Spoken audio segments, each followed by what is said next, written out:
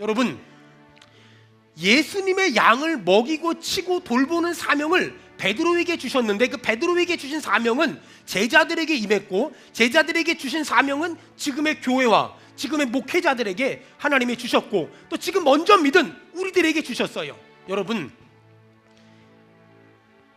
이 땅에 있는 모든 교회의 사명이 있는데, 그게 바로 뭐냐면 이 땅에 남아있는 모든 사람들, 그 사람들을 돌보고 사랑하고 살피고 또 안아주고 감싸주면서 그들을 예수 믿게 만들어서 하나님의 자녀로 만드는 것, 여러분, 그것이 교회의 사명이며 목회자의 사명이며 먼저 믿은 우리 모두의 사명인 줄 믿습니다. 아멘.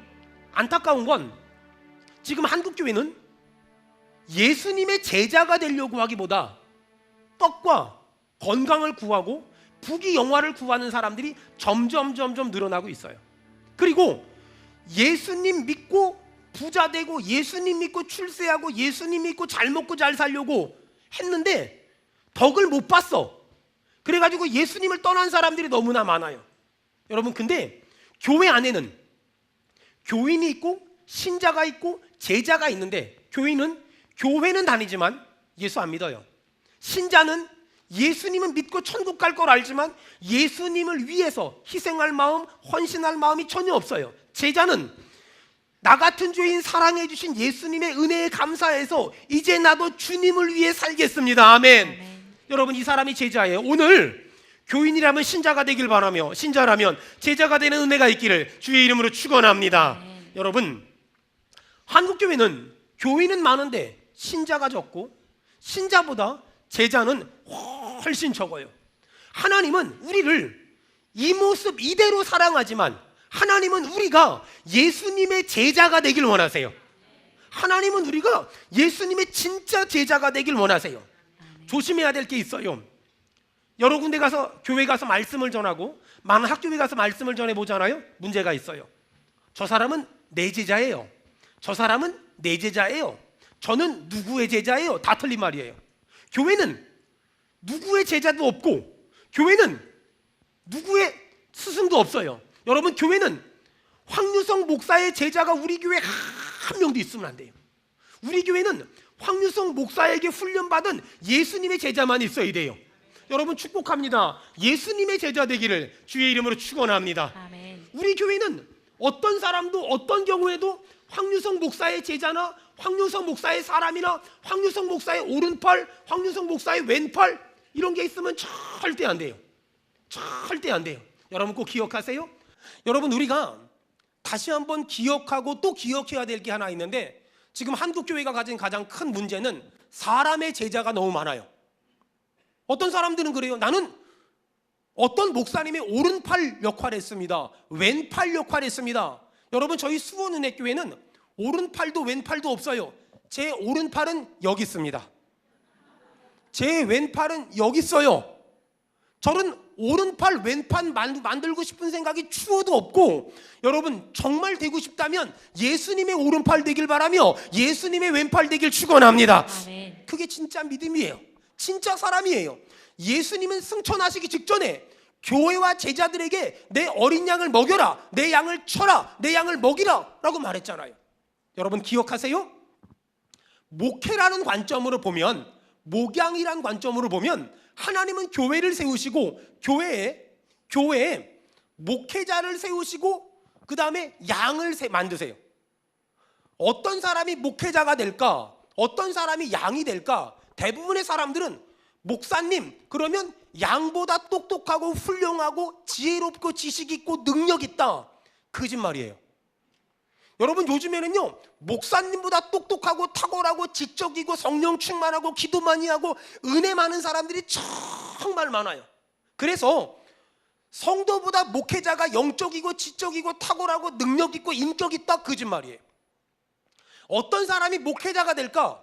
성도보다 똑똑하고 능력 있어 목회자가 되는 것이 아니라 하나님이 불렀기 때문에 목회자가 되는 거예요. 아멘. 하나님이 부르셨기 때문에 목회자가 돼요. 그럼 어떤 사람이 양이 될까? 목사보다 못났고 연약하고 아는 것도 없고 가진 것도 없고 배운 것도 없어서 양이 됐냐? 그렇지 않아요. 하나님은 어떤 사람을 목회자로 부르셨으며 하나님은 어떤 사람을 양으로 부르셨어요. 여러분이 왜 성도의 직분을 가지고 있습니까? 왜 제가 목사 됐습니까? 잘나서 못나서가 아니에요. 하나님은 저를 목회자로 부르셨으며 하나님은 여러분들을 양으로 부르신 줄 믿습니다. 아멘. 여러분, 그렇다면 목회자의 목적이 뭐냐? 더 좋은 목회자가 되기 위해 애쓰고, 양의 기도 제목이 뭐냐? 더 좋은 양이 되기 위한 몸부림이 회복돼야 돼요. 아멘. 하나님은 사울을 왕으로 세우셨어요. 하지만 성경을 읽어보면 사울은 왕 같지도 않고 왕답지도 않았어요. 한 번은 이 사울 왕이 그렇게 다윗을 죽이려고 하잖아요. 엔게디 광야에서 다윗이 좀 쉬려고 천연 동굴이 많이 수백 개가 있는데 그 중 하나에 들어가서 조용히 쉬고 있었어요. 그런데 하필이면 사울 왕이 다윗을 죽이려고 쫓아다니다가 갑자기 화장실이 급해서 어떤 동굴로 들어갔는데 하필이면 다윗이 그리고 그의 부하들이 쉬고 있는 동굴로 들어갔어요. 평소 때는 사울 왕은 완전 무장하고 호위병들이 있어서 죽일 수가 없는데 지금은 화장실에서 용무 보고 있으니까 전략이나 작전도 필요 없고 그냥 죽여버리면 돼요.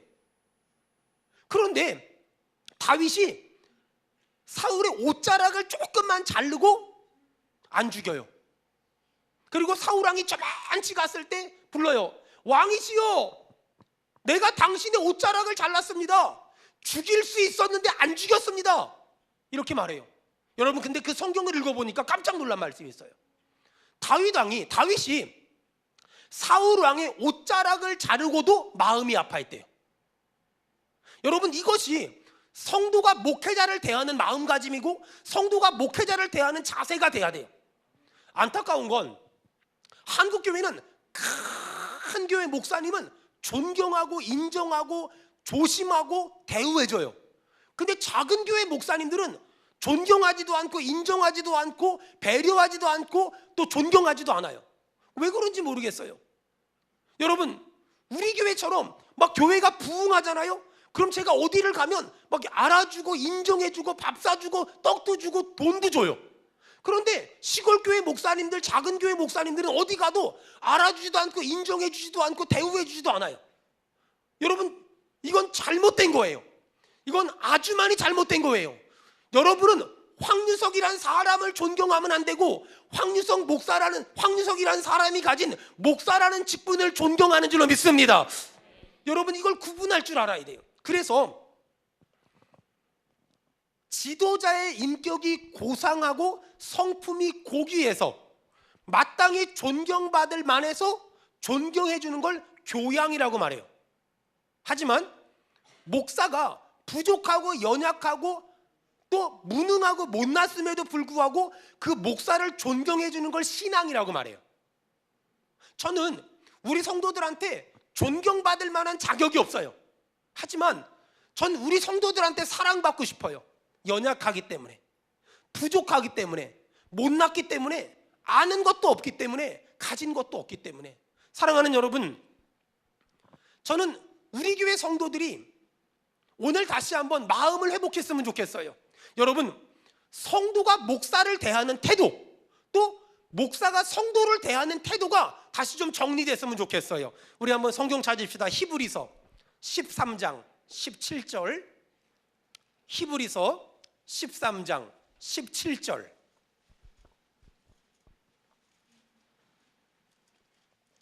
저는 큰 교회 목사님을 만났든 작은 교회 목사님을 만났든 어떤 목회자를 만났든 우리 성도들이 이 히브리서 13장 17절의 마음이 회복됐으면 좋겠어요. 다 같이 읽겠습니다. 시작. 너희를 인도하는 자들에게 순종하고 복종하라.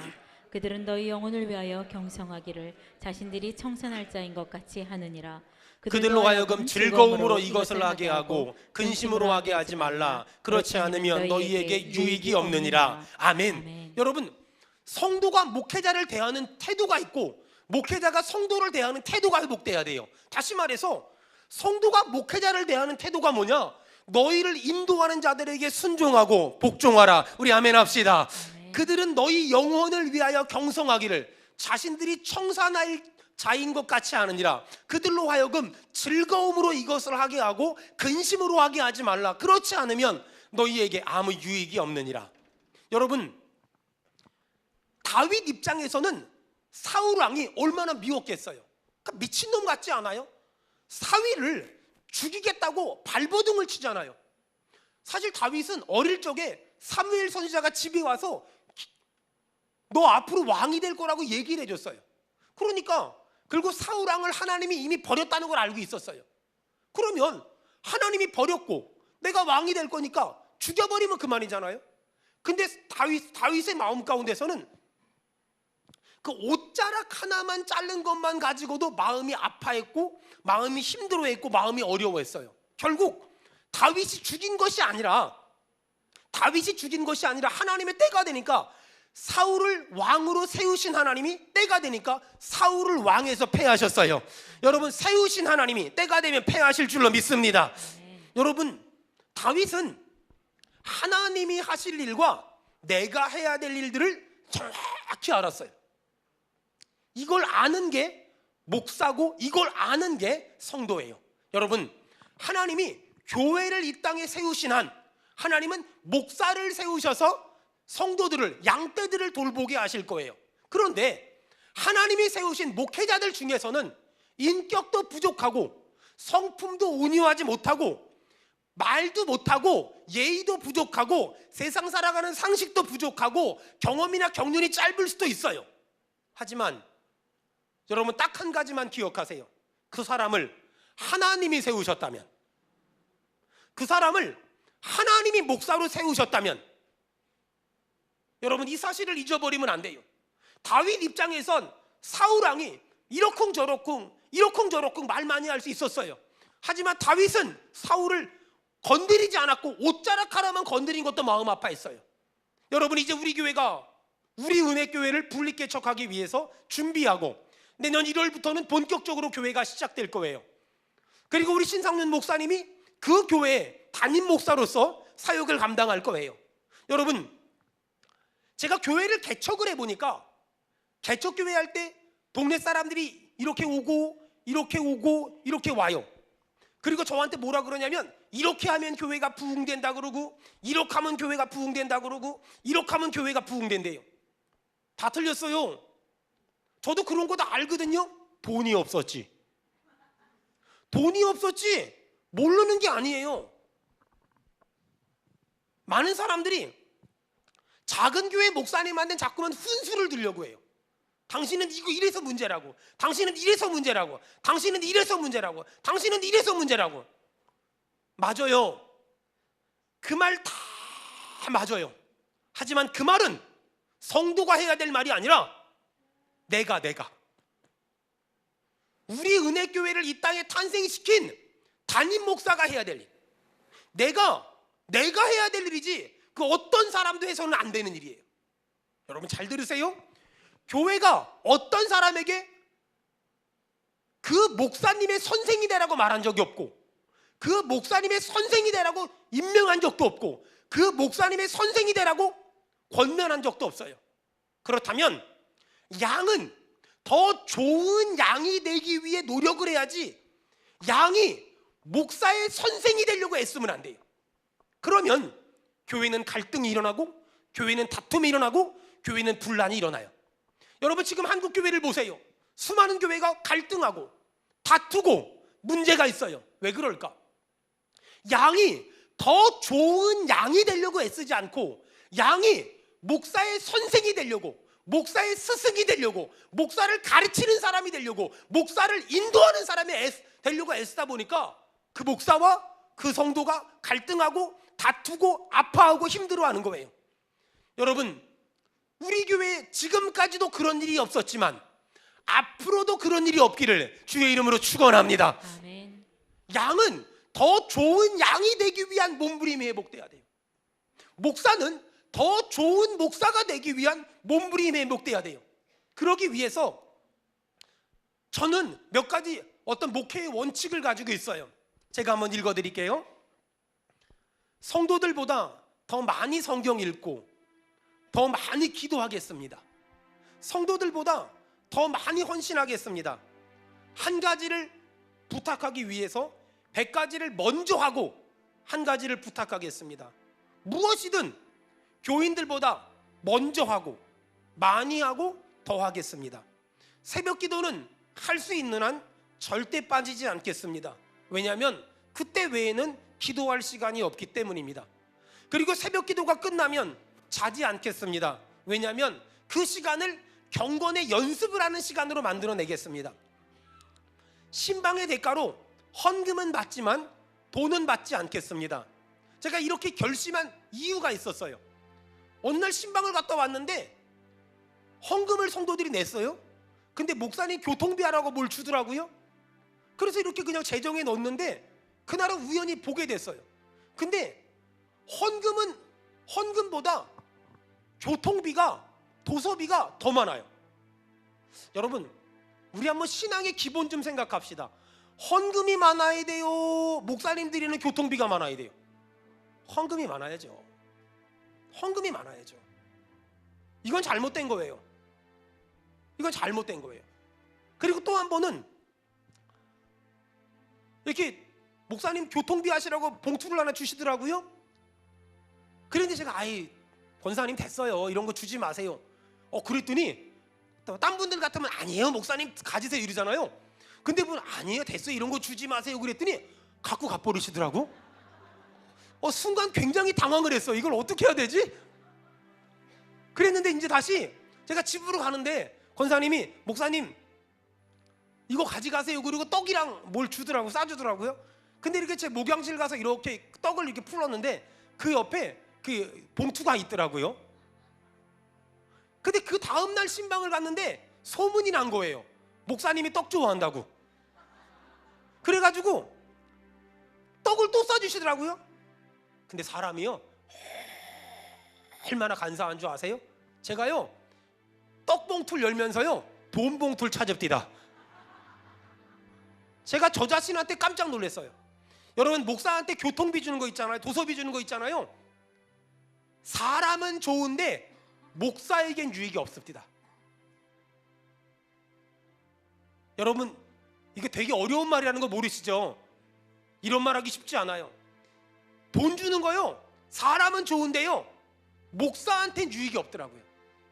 제가 기도했어요. 하나님 어떻게 할까요? 그리고 제가 결단했어요. 제가 저희 부목사님들하고 같이 신방 가잖아요. 그래서 누가 이렇게 교통비 하세요 이렇게 주잖아요. 그러면은 제가 기도해주고 그다음 옆에 있는 부목사님들한테 다 줘요. 다 줘요. 그래서 우리 교회 부목사님들이 저랑 같이 신방 가는 건 무지하게 좋아해요. 그러니까 제 마음에 자유함이 생겼어요. 이렇게 하면 되는구나. 이렇게 하면 되는구나. 또 정해진 시간은 전쟁이 나지 않는 한 지키겠습니다. 교인들이 보지 않는 곳에서도 목사의 품위를 잃지 않겠습니다. 토요일은 주일을 준비하고 월요일은 성도들은 쉬는 날 전부 교회에서 봉사했는데 월요일은 목사 쉬는 날이라고 말하지 않고 할 일 있으면 하겠습니다. 어떤 경우에도 교회의 인간적인 대접을 요구하지 않겠습니다. 털끝만큼도 교회에 부담을 주는 언행 요구를 하지 않겠습니다.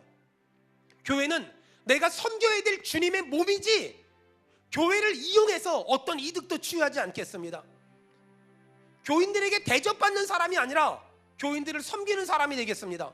할 수 있는 대로 밥값은 제가 내겠습니다. 절대 거짓말하지 않겠습니다. 실수를 깨달았을 때 즉각 사과하겠습니다. 내가 하지 못하는 걸 교인들에게 요구하지 않을 것이며 내가 설교한 대로 먼저 살겠습니다. 성도들의 비밀을 알게 됐을 때 절대 말 흘리지 않겠습니다. 혹시라도 제가 말 흘린 것 있다면 여러분 정말 용서해 주세요. 내일 교회를 떠나더라도 오늘까지 최선을 다하겠습니다. 교회 재정에 관여하지 않겠습니다. 교인들 이름을 최선을 다해 외우겠습니다. 장례 예배 때 설교는 길게 하지 않겠습니다. 유가족들이 지쳐 있기 때문에. 이성이 혼자 있을 때는 혼자 신방 가지 않겠습니다. 주일 예배를 결석한 사람을 반드시 신방하겠습니다. 부교육자들과 그들의 가족을 사랑하겠습니다. 부교육자들이 설교할 땐 더 크게 아멘 하겠습니다. 정일국 전도사님이 저희 교회에 면담을 왔을 때 저한테 제가 질문이 있냐고 물어봐요. 목사님에게 부교육자들은 어떤 존재입니까? 제가 한마디 했어요. 성도. 부교육자들도 저한테는 똑같이 성도예요. 그들이 아프면 내가 아프고, 그들이 힘들면 내가 힘들고, 그들이 울고 있으면 같이 울어주고, 그들이 웃고 있으면 같이 웃어주고. 절대적인 진리는 절대 양보하지 않지만 상대적인 진리는 다 양보할 수 있습니다. 여러분들은 목사가 능력 있고 실력 있고 인격 있어 존경하는 게 아니에요. 그걸 교양이라고 말해요. 믿음은 목사가 부족하고 연약하고 아는 것도 없고 인격적으로도 부족하고 성품적으로도 부족하지만 하나님이 그 사람을 세웠다는 믿음을 가지고 존경해 주시길 주의 이름으로 부탁합니다. 아멘. 저는 우리 성도들 한 사람 한 사람을 제 생명을 다해서, 제 목숨을 다해서, 제 인생을 다해서 사랑할 것이고 섬길 것이고 또 그들을 위해 울 것이고 그들을 위해 웃을 것입니다. 여러분, 양은 목사가 부족하다고 목사의 선생이 되려고 하면 그때부터 갈등하게 돼 있어요. 양은 더 좋은 양이 되려고 애쓰고 목사는 더 좋은 목사가 되려고 애쓸 때 그 교회가 건강해지고 행복해지고 교회에서 천국을 경험하게 될 줄 믿습니다. 아멘. 사랑하는 여러분, 하나님은 어떤 사람에게도 목사의 선생의 직분을 준 적이 없어요. 하나님은 목사가 더 좋은 목사가 되기 위해 몸부림치고 양이 더 좋은 양이 되기 위해 몸부림치는 것, 하나님은 그것을 너무너무 기뻐하세요. 여러분, 저희 교회 부교육자들이 많이 있어요. 여러분, 그 어떤 사람도 부교육자들에게 설교를 잘한다 못한다, 사역을 잘한다 못한다 말하지 마세요. 왜냐? 그들이 설교를 잘하고 그들이 사역을 잘하면 왜 부교육자 하겠어요? 담임 목사하지. 그렇죠? 그들은 우리 교회에서 잘 훈련돼서 앞으로 담임 목사님들이 될 사람들이에요. 잠깐 있다 떠날 사람들, 이런 마음 갖지 마세요. 그들은 우리 교회에서 훈련받고 앞으로 한국교회를 이끌어갈 미래의 목회자들이며 미래의 교회를 책임질, 미래의 양떼를 책임질 귀한 주의 종들인 줄 믿습니다. 아멘. 여러분, 우리 교회가 부교육자들을 가볍게 여기면 안 돼요. 부교육자들을 하찮게 여기면 안 돼요. 소모품처럼 여기면 절대 안 돼요. 여러분, 저는 이번에 추석 때 정말 행복했어요. 우리 성도들이 부교육자들 챙기는 거 보면서 정말 행복했어요. 하지만 제가 여러분 한 가지만 말씀드릴게요. 여러분, 교육자들 이렇게 명절 때 선물 챙길 때 너무 우리 교회 교육자들을 다 챙기려고 애쓰지 말았으면 좋겠어요. 부담돼요. 여러분, 힘들어요. 저는 털끝만큼도 우리 성도들이 그런 것 때문에 힘들지 말았으면 좋겠어요. 우리 성도들이 그런 것 때문에 어렵지 않았으면 좋겠어요. 그냥 내 아들 내 딸 위에 기도해주고 사랑해주는 담당 목사님 있으면 그냥 그 목사님 그냥 선물 하나 챙기고 긁어마세요. 막 저도 챙기고 누구도 챙기고 이런 거 하지 말아요. 또 우리 교회 부교육자들은 요딴만한 선물 챙기고 담임 목사님은 이딴만한 선물 챙기지도 말아요. 저는요 우리 교회 부교육자들보다 사례비 많이 받아요. 그러니까 제 거 더 큰 거 챙기고 제 거 더 비싼 거 챙길 생각 10원도 하지 말아요. 여러분, 여러분의 아들 딸들 위에서 기도해주는 담당 교육자들, 그냥 그 사람 한두 사람 챙기고 말아요. 여러분, 그런 거 챙기는 거 너무 기쁘지만 성도들 중에 그 어떤 사람도 그것 때문에 부담스러운 거 저는 원하지 않아요. 어떤 경우에도 여러분 한 사람이 부담되는 거 저는 원치 않아요. 그럼 어떤 사람 물어보잖아요. 목사님은 그럼 누가 챙깁니까? 저는요 청년부 담당 목사예요. 청년들 예배 끝나고 집합. 전 쟤네들한테 다, 저는요 얼굴이 두꺼워서 이만큼 목회를 했기 때문에요 안 갖고 오면 전화해서 갖고 오라 그래요. 여러분, 저는 제가 부교육자들보다 탁월한 것도 없고 대단한 것도 없고 뛰어난 것도 없고 잘난 것도 없고 많이 하는 것도 없어요. 그러니 부교육자들은 10 챙기고 우리 목사님은 100 챙겨야지 이런 거 하지 말아요. 반대가 돼야 돼요. 저는 그런 거 가지고 기분 안 나빠요. 마음 조금도 안 상해요. 여러분, 우리 교회 부교육자들한테 잘해주세요. 그들을 정말 배나 존경해주세요. 그들의 필요를 채워주세요. 그들을 위해 기도해주세요. 하나님은 우리한테 30배로 60배로 100배로 갚아주실 줄로 믿습니다. 전 그것이 우리 교회가 가져야 될 마음이고 마인드라고 생각해요. 목회자들은 성도들한테 어떻게 하면 잘 먹일까? 어떻게 하면 잘 먹일까? 어떻게 하면 잘 먹일까? 신령한 고민이 회복돼야 돼요. 목사는 먹이는 직분이거든요. 잘 먹여야 돼요. 여러분, 아마 우리 주변에는요, 본인이 다니는 본 교회에서 영적인 충만함을 회복하지 못하니까 자꾸만 여기저기 떠돌아다니는 사람들이 있어요. 이 기도원이 좋대, 저 기도원이 좋대, 여기 성령 집회가 좋대, 여기 치유 집회가 좋대, 여기 은사 집회가 좋대, 이 목사님한테 안수기도 받으면 좋대, 저 목사님한테 안수기도 받으면 좋대, 이러고 여기저기 떠돌아다니는 사람들이 있을 거예요. 죄송합니다만 성도 잘못이기도 하지만 그 교회 목사가 똑바로 못 먹여서 그래요. 그 교회 목사님이 영적으로 배부르게 만들었으면, 아니 그 성도들이 왜 그렇게 떠돌아다니겠어요? 목사가 잘 못 먹이니까 성도들이 여기저기 떠돌아다니잖아요. 여러분, 저는 목사로서 다시 한번 여러분에게 제 신앙의 양심을 걸고 말할게요. 우리 성도들 한 사람 한 사람 쉴만한 물가로 이끌 것이며 푸른 초장으로 이끌겠습니다. 아멘. 여러분, 저는 잘 먹이기 위해서 제대로 준비하고 제대로 기도하고 똑바로 준비하고 똑바로 설교하고 똑바로 목회할 때니까, 여러분, 제가 정말 신령한 양식을 준비하고 영적인 양식을 준비하면 잘 먹이려고 애쓰고 여러분은 잘 받아먹는 그런 은혜가 있기를 주의 이름으로 축원합니다. 아멘. 주의 이름으로 축원합니다. 아멘. 여러분, 목양 일념,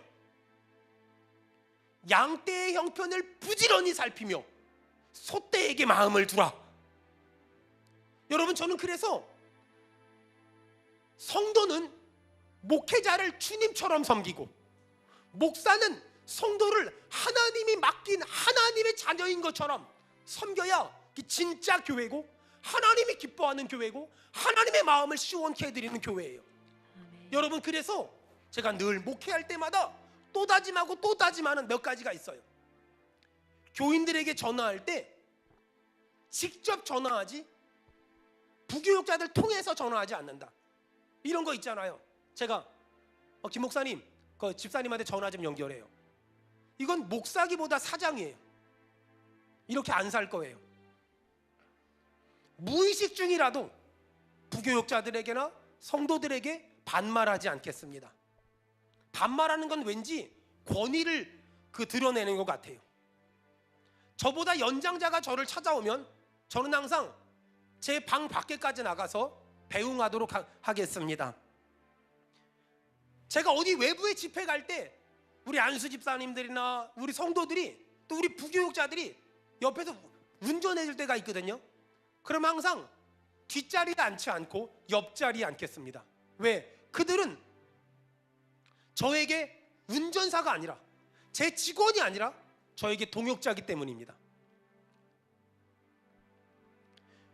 성도 가정에 신방 가면 저는 말씀을 전하는 사람이기 때문에 상석에 앉겠습니다. 하지만 예배가 끝난 다음에 밥을 먹을 때는 저는 그 자리에서 가장 연장자가 상석에 앉아야 된다고 생각합니다. 신방 예배를 인도할 땐 반드시 무릎을 꿇겠습니다.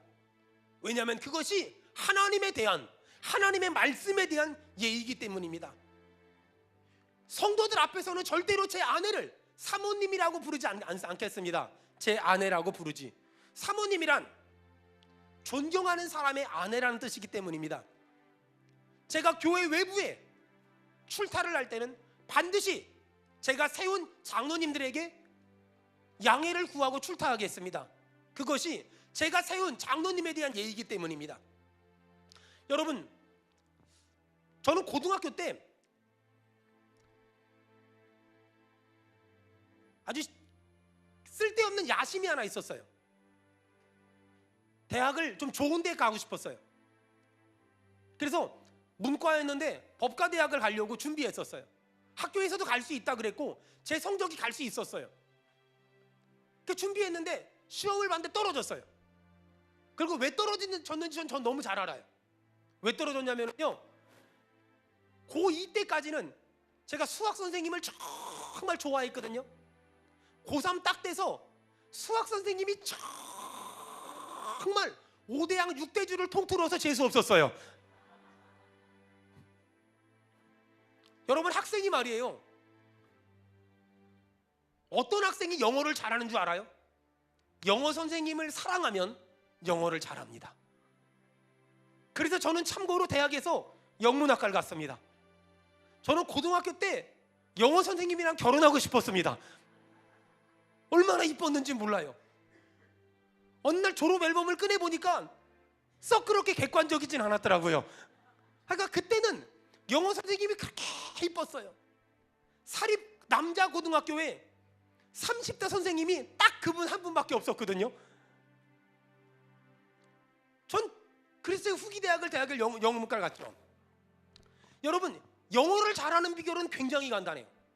영어 선생님을 좋아하면 돼요. 제가 수학을 왜 못했는 줄 아세요? 수학 선생님이 싫었어요.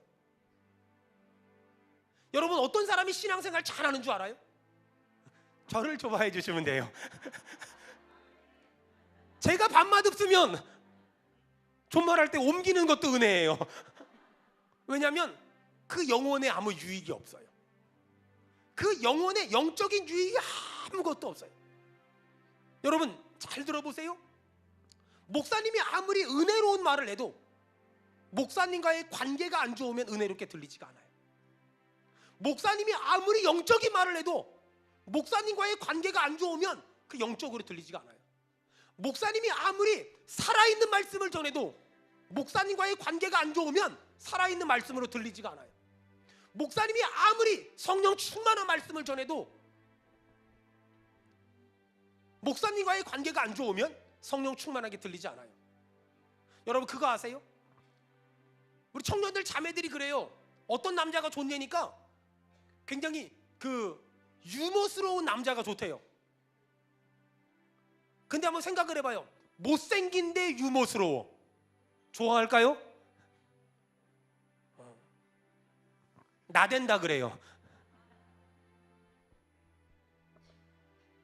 내가 좋아하는 사람이 어떤 일을 하면 멋있어 보여요.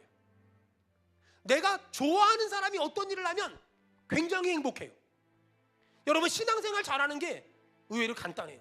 목양이란 관점으로 보면 하나님은 교회에 목사를 세우시고 양떼를 맡겼어요. 그러면 그 양이 더 좋은 양이 되고 목사가 더 좋은 목사가 되기 위해서 간단해요. 양은 목사를 정말 사랑하고 목사는 양떼를 정말 사랑하는 거.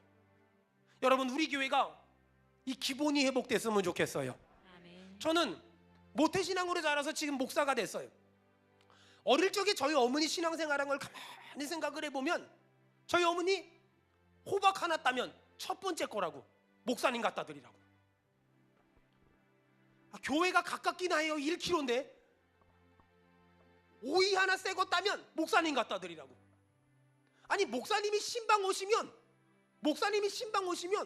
어떤 음식들이 반찬이 막 나와요. 아니, 그러면 예배를 드릴 땐 같이 예배 드리거든요. 먹을 때는 또 들어가래. 그러면 냄새는 나는데 들어가야 되거든요. 그럼 이제 우리 방으로 들어가요. 방이라고 요즘처럼 멀면 얼마나 좋아. 옆방이지 그냥. 그럼 옆방에서 저 어머니랑 목사님이랑 신방대원들이 막 얘기하는 소리가 들려요. 그러면 이제 딱 다 드시고 가시잖아요.